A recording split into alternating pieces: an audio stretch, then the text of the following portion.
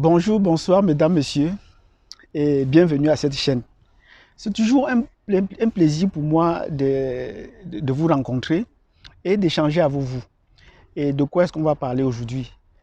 Nous allons échanger un peu sur l'actualité et sur les rapports de notre communauté, sur l'état de notre communauté. C'est ça qui nous préoccupe ces jours-ci, lié à l'actualité qui se déroule en Amérique du Nord et qui est en train de prendre de l'ampleur à travers la planète.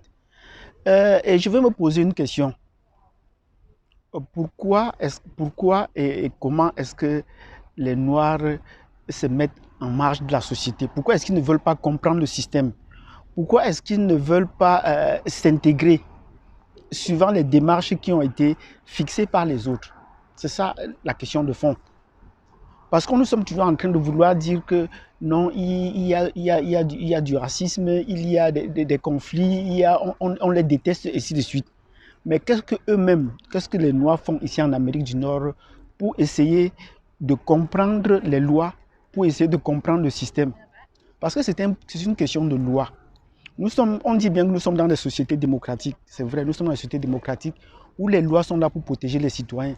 Mais est-ce que les Noirs se sentent assez protégés? Nous pensons que non, les Noirs ne se sentent pas protégés. Les Noirs brandissent plutôt d'autres arguments. Si vous n'êtes pas d'accord avec la loi, mais il faut déjà la respecter avant de voir comment changer. Les Asiatiques qui ont une culture de discipline savent comment s'infiltrer dans ces lois-là. Mais les Africains ont tendance à vouloir rejeter ces lois. Ils ne veulent pas respecter ces lois. C'est ce qui paraît dommage. Donc nous allons essayer de comprendre ça à la lumière de l'actualité. Pourquoi est-ce qu'on dit ça? Pourquoi est-ce que la question est venue? Donc sur ce, je vous prie déjà de vous abonner, de cliquer sur la cloche de notification et surtout de mettre des likes et de préparer des commentaires pour cela. Et je vous dis donc rendez-vous dans un instant.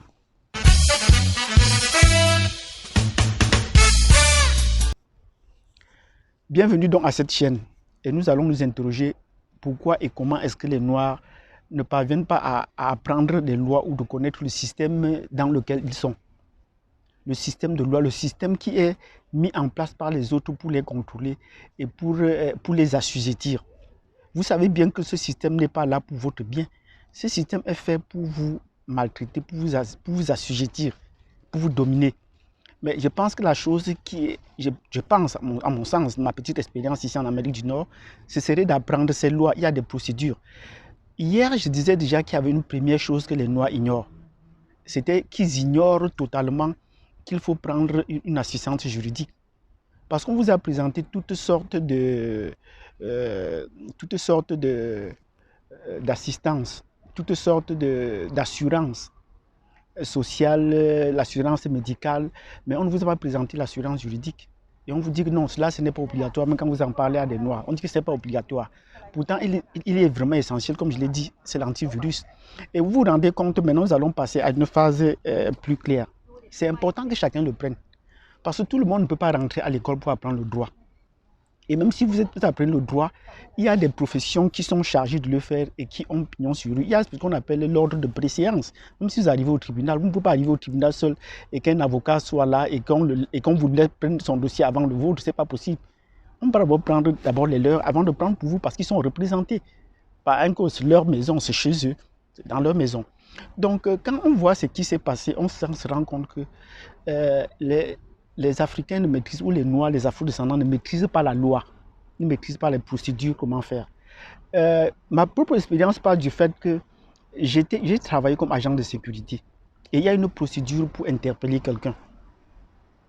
Ben, ce n'est pas que nous allions jusqu'à l'arrestation, on nous met bien les limites de l'agent de sécurité à partir d'où la police doit prendre le relais. Une procédure pour interpeller quelqu'un, pour lui dire, pour lui rappeler qu'il ne respectait pas la loi avant d'appeler la police. Et la police arrive, vous êtes à côté, la police procède de la même façon. Or, généralement, les Africains ne respectent pas cette procédure. Vous allez voir que pour le cas de celui qui est arrivé hier jusqu'à la mort, c'est parce qu'il s'agitait. Si on lui demande de se calmer, de se présenter, qui se présente. Si on lui demande de se déplacer, qu'il entre dans le car, les cars sont venus le chercher pour qu'on l'amène au commissariat, mais il faut qu'il s'exécute. S'il a mené la bataille devant la cour, ça serait autre chose. Mais là, il n'a pas voulu parce qu'il ne connaît pas la loi. Aujourd'hui, un autre cas s'est présenté, c'est tout à fait différent du cas d'hier. On doit tout faire pour le cas d'hier, le maîtriser jusqu'à ce qu'il se calme. Tant qu'il ne se calme pas, on ne peut pas gérer avec lui. Vous ne pouvez pas créer une crise et l'amener. Et j'ai discuté avec des Africains, leur dit, mais il faut comprendre le système dans lequel nous sommes. Nous sommes dans un système dans lequel vous ne pouvez pas amener quelqu'un ou le déplacer tant qu'il est en train de s'agiter. S'il refuse de se présenter, s'il refuse de vous suivre au tribunal, au commissariat, ou s'il refuse de prendre le cas, vous êtes obligé de l'amener par force. C'est ça. Et quand vous l'amenez par force et qu'il continue à s'agiter, on considère que le policier ou les policiers qui sont venus le chercher sont en situation de légitime défense. Il faut bien qu'on se comprenne. Quand je dis cela à d'autres Africains, on dit non, ça ne doit pas poursuivre ce que là, non. Si vous dites de vous calmer, calmez-vous. Et là, qu'il vous enchaîne calmement et qu'il vous amène. Et là, au niveau du tribunal, on va mettre en celui, on va traiter ça suivant les règles de la loi. Mais tant que vous agitez et que vous utilisez la force, eux, on va estimer qu'ils utilisent la force pour cas de légitime défense. Ce n'est pas le premier cas et ce ne sera pas le dernier. Si on continue à s'agiter, ce serait toujours pareil pour les autres cas qui vont suivre. Parce qu'on ne veut pas respecter la loi, les règles. Donc, nous nous mettons maintenant du côté du système pour essayer de comprendre pourquoi un tel agissement. Un tel agissement parce que quand on vous dit donc, faites ceci, faites-le. Et voilà qu'il n'a respecté aucun machin, aucune procédure, il n'a exécuté aucune demande. Pourquoi est-ce qu'il était debout et il s'est retrouvé au sol? S'il s'agite, on va le mettre au sol pour qu'il se calme d'abord. Et si au sol il continue à s'agiter et crier qu'il veut, mais qu'il se calme et on va le libérer. Mais dès qu'il est mort, la police l'a amené sans état d'âme. La police l'a amené sans état d'âme. Aujourd'hui, une autre vidéo est en train de circuler, et une autre vidéo du même type, mais qui est en contradiction avec ce qu'on a vu hier. Qu'est-ce qui s'est passé depuis quelques jours sur les réseaux sociaux? On voit donc un noir qui est assis dans la rue et que deux policiers s'amènent et lui demandent de se présenter et dit qu'il est en état d'arrestation. Après quelques échanges, on lui dit qu'il est en état d'arrestation. Il dit en état d'arrestation pourquoi? Je n'ai rien fait, je n'ai fait, ainsi de suite. Il dit que mais vous êtes en état d'arrestation. On lui dit donc dans ce cas, on va t'amener. Après quelques échanges, on dit qu'on va t'amener. En moins de 15 secondes, ils ont menotté le monsieur. Ils ont menotté l'Africain. Et puis bon, dès qu'ils l'ont menotté, on dit où sont ton dossier? Le gars a dit mes pieds sont dans ma poche arrière. La police a rapidement enlevé son porte-monnaie et a sorti sa carte. Et qu'est-ce qu'ils ont vu sur sa carte? Vous pouvez vous imaginer. D'après certaines indications, on dit que sur sa carte, il était un agent du FBI. Dès que les policiers ont vu qu'il était un agent du FBI, il dit que vous voyez, et la police s'est empressée de le démenoter. On a libéré ses mains. Il dit, vous voyez, vous ne faites pas vraiment conformément à votre travail. Je vous ai bien dit que ce n'est pas moi, vous avez contesté. Il a dit, où est votre superviseur? Il a laissé les deux policiers, où est votre superviseur? Il a appelé le superviseur est venu, et puis il a dit, donnez-moi vos cartes de visite, mais je vais vous traduire en justice. Voilà quelqu'un qui connaît la procédure, qui connaît la loi.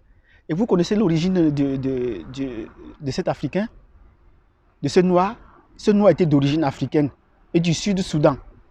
J'ai appelé un Sud-Soudanais ici que je connaissais, il m'a confirmé effectivement, oui, c'était un Sud-Soudanais, c'était un Sud-Soudanais, on lui a bien confirmé que c'était un Sud-Soudanais.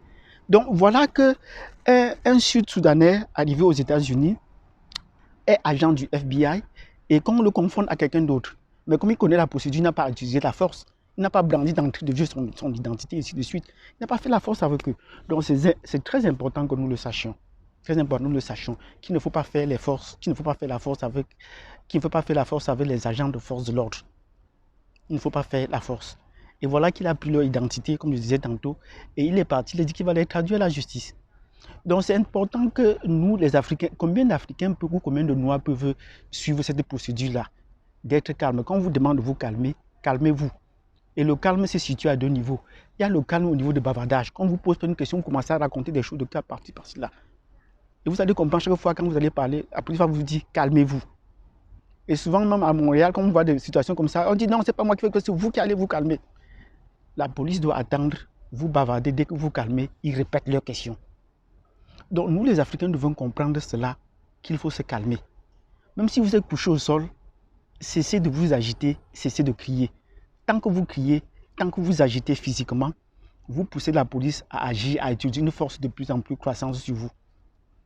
Jusqu'à ce que vous vous calmez. Ils ne peuvent pas vous amener tant que vous n'êtes pas calmé. Et si vous continuez à exercer la force ou à vous agiter, ils vont mettre la pression jusqu'à ce que vous vous calmez et jusqu'à ce que la mort s'en suive, comme c'est le cas là. Donc à partir de ces deux cas, nous voulons montrer donc la situation de deux Africains qui ont la possibilité, qui l'un connaît la procédure et l'autre ne connaît pas la procédure. Bon, peut-être l'autre connaît la procédure du fait qu'il est dans le corps. Mais celui qui ne connaît pas la procédure, qu'est-ce qu'il en est fait? Et je disais bien, ce sont des situations où on ne peut pas s'en sortir. On ne peut pas s'en sortir. Parce que quand vous n'êtes pas protégé juridiquement, ça finit comme ça. Il est mort, c'est fini. Est-ce qu'il a un avocat pour suivre sa procédure? Non. Est-ce que sa famille a un avocat? On nous a d'abord dit que le policier en question, inculpé, était arrêté 4 jours après, qu'il est en résidence chez lui. Et après, on nous dit qu'il est en prison. Personne ne le connaît. Ce n'est pas son avocat qui dit où il se trouve. Dans ces situations, s'il avait un conseil juridique, celui qui allait suivre le dossier et rapporter que voilà, suivant les circonstances, il se trouve à tel niveau. Donc, ce n'est pas respecté. Donc, chers frères et sœurs, nous revenons sur la première chose.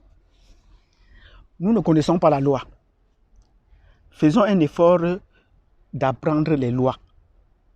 Et comme nous ne pouvons pas rentrer à l'école pour tous apprendre les lois, même si nous connaissons les lois, il faut connaître les procédures.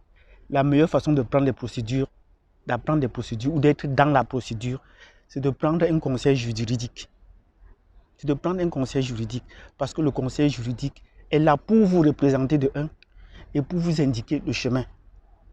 Et je vous ai pris le cas. Si on vous donne un ticket en route pour le trafic, vous remettez à l'agent, il vous représente et il va au tribunal. Même si vous avez fait une faute, ce serait moindre. S'il ne parvient pas à annuler carrément le ticket pour certaines situations, délit un peu banales. Mais quand c'est nous-mêmes qui nous battons, on va payer le prix. Et de prix en prix, on paie des tickets les uns après les autres. Et cela, ça n'avance pas la communauté parce qu'on dépense 2 fois plus. Et ça a un coût financier. Donc, sur cette base, je voudrais souhaiter que les frères et sœurs fassent des efforts pour apprendre à connaître la loi et pour maîtriser le système. C'est ça qui est très important. Maîtrisons le système. Parce que c'est en maîtrisant le système qu'on peut parvenir à s'en sortir. Donc, je vous remercie. Pour ceux qui ont suivi cette vidéo, si vous l'avez aimé, bon, vous mettez un pouce. Et si vous avez apprécié, on se rencontre la prochaine fois.